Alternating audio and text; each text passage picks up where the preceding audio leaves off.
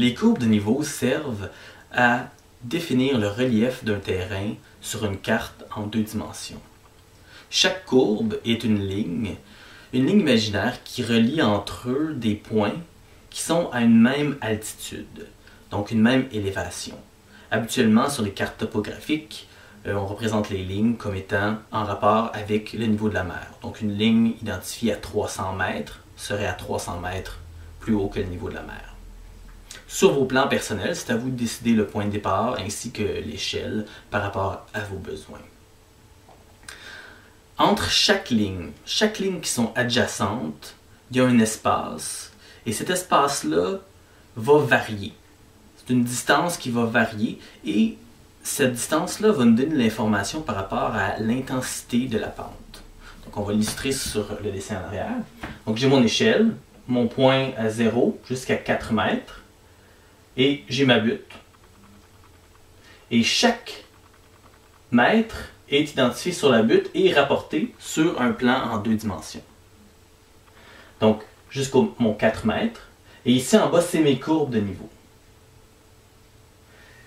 C'est la partie que j'aurai sur un plan. Donc, ce que ça signifie, c'est qu'ici, mes 2 points sont quand même assez distancés, donc ma pente est plutôt douce.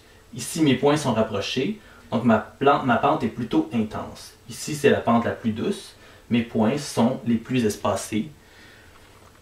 En même temps, lorsqu'on représente ça, on a quand même la notion de variation au niveau de la pente. Donc ici, ma pente est un peu plus abrupte que l'autre côté.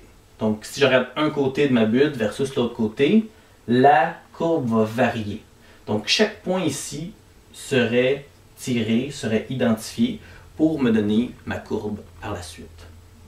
Pour faire une courbe de niveau, on peut utiliser des outils modernes comme le niveau à laser ou on peut aussi utiliser des outils plus faits maison comme le A-frame qui est un petit cadre en A avec un pendule qui nous permet de vraiment trouver les endroits qui sont à niveau, ainsi que le niveau à eau, qui est très intéressant aussi, le niveau à eau, qui est assez facile à mettre en place et qui est plutôt précis.